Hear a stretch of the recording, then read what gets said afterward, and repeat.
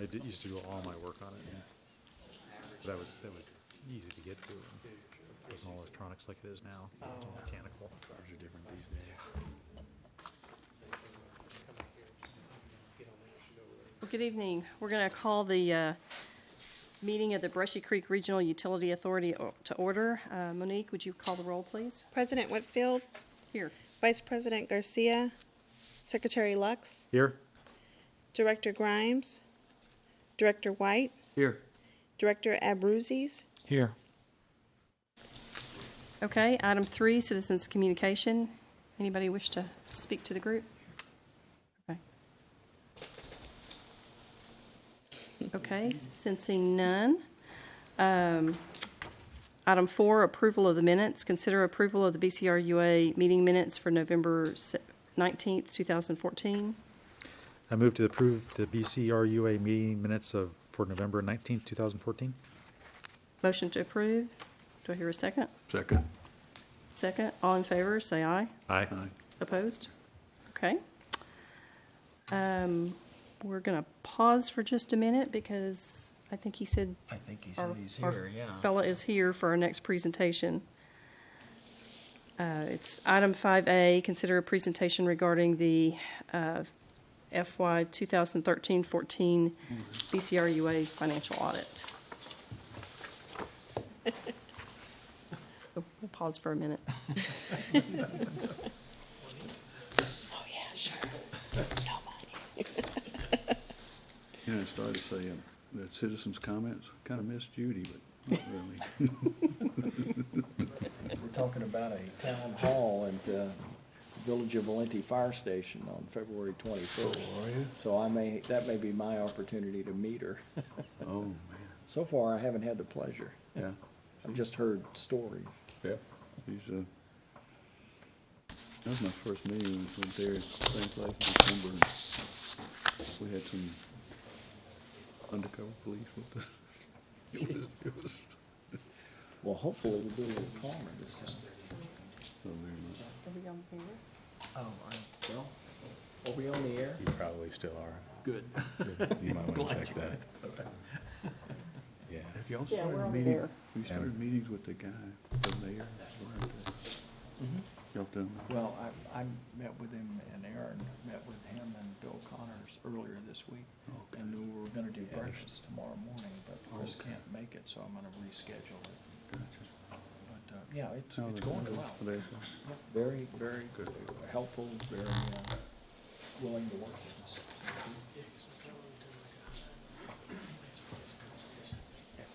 I don't think it's that. Oh, Well, That's not- somebody else has the control.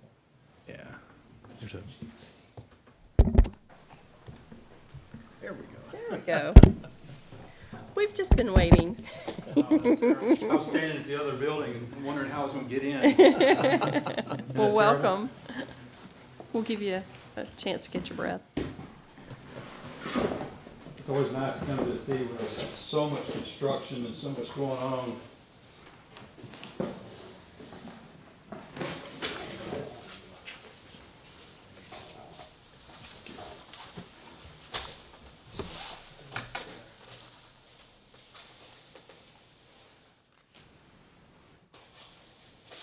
See if there's a difference.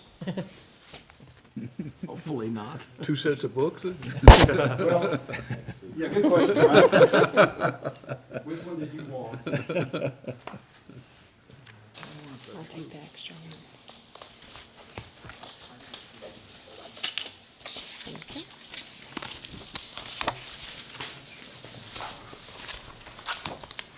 Thank you for waiting. Apologize for being late.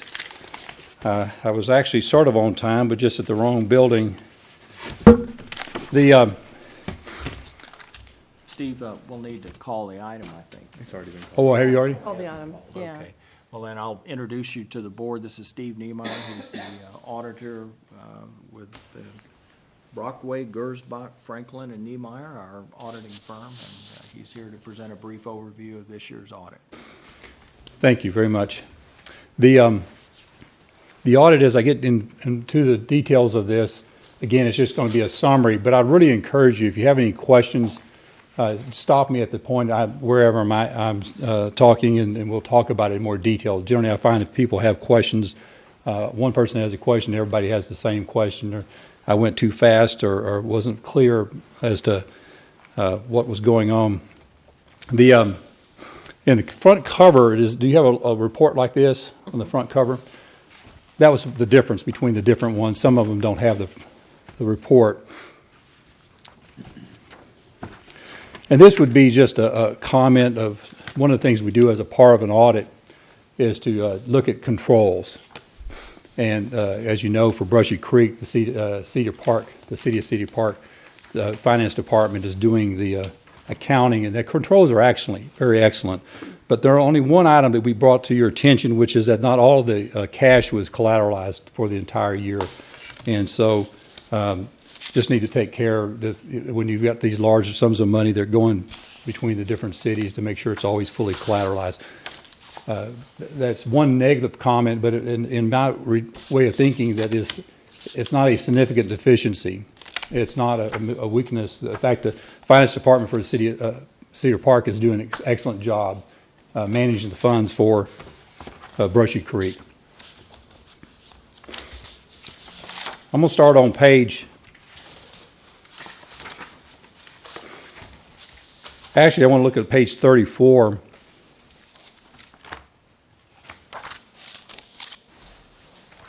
The reason I want to go to the notes is because many times for Brushy Creek, to me, the most significant thing we do as an audit firm is to look and make sure the funds are not only accounted for the entity, but you're also accounting for the funds for each one of the cities.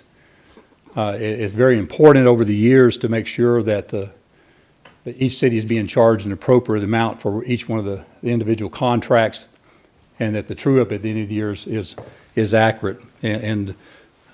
Actually, in the last couple of years, since the city of Cedar Park has taken over these responsibilities, that's gotten a lot better. It's gotten a lot smoother. But this shows the operations for the year. You see the operating revenues that each one of the cities were charged, a total of $1,062,000. And then you see all the operating expenses. The total operating expenses were just shy of $10 million. The biggest, of course, being the $8.4 million of interest expense. The second largest item is legal expenses, and as you know, the dispute with the contractor, it was, I believe it was $621,000 of legal expenses that were incurred during the current year. Hopefully that will totally get resolved in fiscal year 2015. We have some, of course, personnel costs, and then the bad debt expense, $167,000. That's really relates to water that was charged in fiscal year 2013, and it was an issue with its charge to the contractor, and it was an issue as to the rate. And so to me, it was a little bit more of a rate adjustment than it was anything else. This was obviously not an issue of collecting money from one of the cities, but I wanted to explain that. And then you can just look through.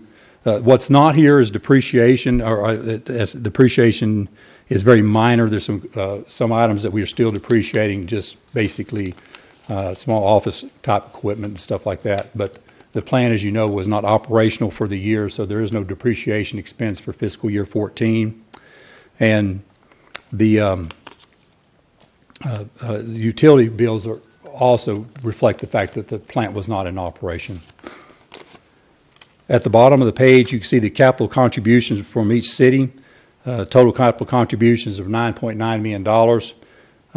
They just sort of funded the operations for the year. So as we look at that for the year, the amount that the cities contributed funded the more than funded the loss, but funded the expenses. So what we're going to see is, as you look at cash is going to go down by the amount of principal payments that were paid on the debt. And you can see the balance sheet, or the statement of positions for the cities on page 32 and 33.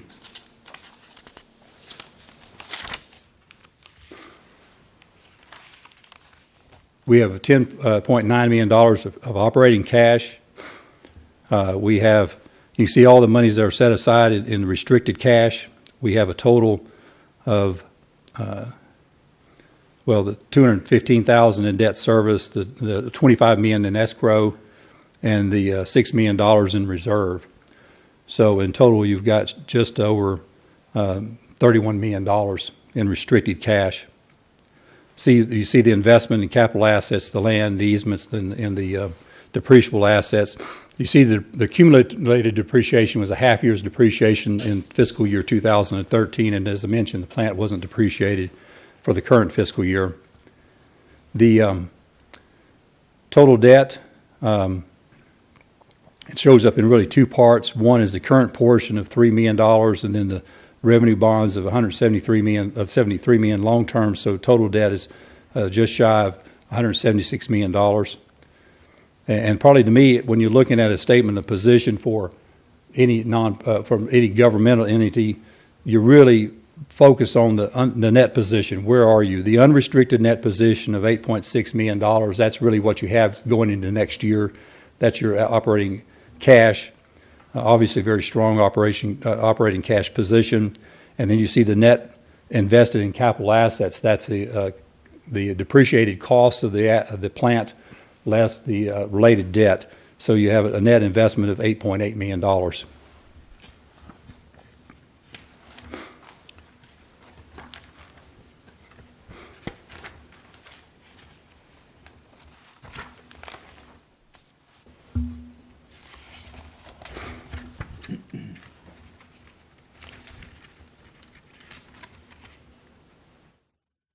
You can see a better breakout of the debt on page 27.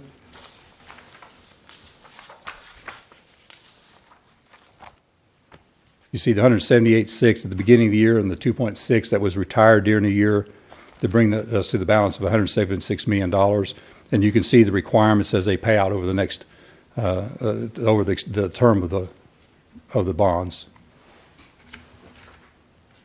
And on page 28 is obviously something I'm sure you're very, very familiar with, is the contingency, which is note 7, which is basically the issues with the contractor and the current position. The legal expenses, as I mentioned, have already been expensed for the current year, although they're expected to be recovered from the contractor in fiscal year 2015. That would be considered a contingent receivable, so that's why they're being expensed.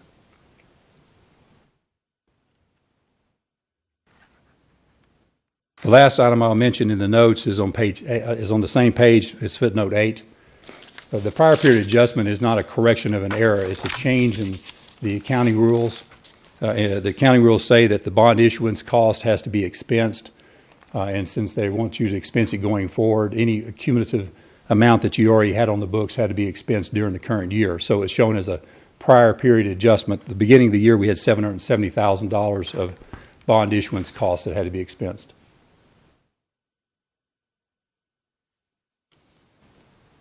That's a summary of the financial statements. Do you have any questions on as regards to the audit procedures or the audit findings? Any questions? No. Maybe?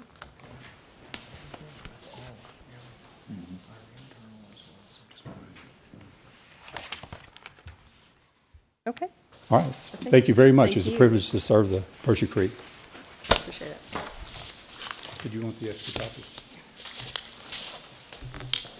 Okay, we've got two executive sessions. Item 6A, consider an executive session as authorized by Section 551.071 Government Code and Texas Disciplinary Rules of Professional Conduct to consult with legal counsel regarding issues with regional water treatment plant and the treated water transmission line segment 1. 6B, consider an executive session as authorized by Section 551.072 Government Code related to the purchase and/or value of real property, to wit, a 5.217 acre tract owned by Gary and Kathy Gross. We'll dismiss to executive session.